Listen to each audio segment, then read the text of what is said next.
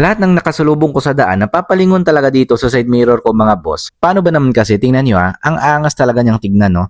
Parang isang maliit na upgrade lang pero grabe yung binago sa forma ng motor ko. Dati yung nakalagay dito yung Street King ko na side mirror pero nung pinalitan ko nito, mas naging sporty siya tignan, mas naging premium at mas naging aggressive pa yung dating niya. Bukod sa forma, may kalaparan din siya kaya malawak din yung view kaya mas kita ko na yung nasa likuran habang bumabiyahe. Adjustable na rin siya mga bossing pwede nyo siyang tupiin if ever na nasa high speed kayo pag mabilis yung takbo nyo para meron siyang aerodynamics. At kapag dadaan ka naman sa checkpoint, syempre ibubuka mo na lang siya ng ganyan, diba? Universal na rin siya kaya pwede to halos sa lahat ng motor, mapa-scooter man or underbone. Lalong pupogi talaga yung motor nyo dito. Plug and play lang siya mga bossing, may kasama na rin siyang mga tornilyo, ikakabit nyo na lang. Sa totoo lang mga boss no, ito yung pinakamurang upgrade na ginawa ko dito sa motor ko pero grabe yung epekto niya sa overall na look ng motor natin, diba? Kaya kung gusto mong gawing mas premium at mas maporma yung motor mo, baka ito na yung sign na hinihintay mo. Click mo na yung link dyan sa baba para maka-order ka na.